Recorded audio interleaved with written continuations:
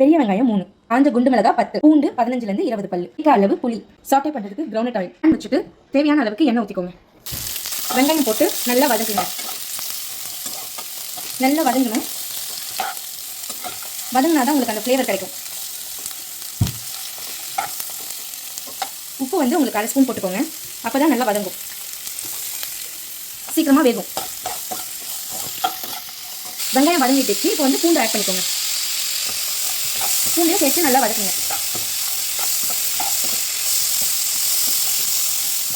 ஒரு நிமிஷம். மிளகா ஆட் பண்ணிக்கலாம். இதெல்லாம் கொஞ்சம் ராவாகவே சாட்டே பண்ணிக்கோங்க.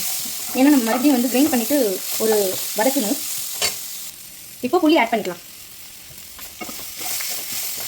1 மினிட்க்கு நல்லா வதக்கிக்கோங்க. அப்புறம் ஆற வச்சுட்டு நம்ம அரைச்சிக்கலாம். பேன்லேருந்து ஆற வச்சு நம்ம ட்ரான்ஸ்ஃபர் பண்ணிக்கலாம். ட்ரான்ஸ்ஃபர் பண்ணிட்டோம். இப்போ இதை நம்ம அரைச்சிருக்கலாம். அதே பேனில் எண்ணெய் கொஞ்சம் ஊற்றி தாளிச்சு எடுத்துக்கலாம். எண்ணெய் காஞ்சதும் கடுகு ஆட் பண்ணிக்கோங்க. கடுகு பொரிஞ்சதும் நம்ம வந்து அரைச்சி வச்சதை ஊற்றிக்கலாம். இப்போ பூண்டு சட்னி ரெடி. இதோட தோசை ஊற்றி சாப்பிட்டு பாருங்கள், சூப்பராக இருக்கும்.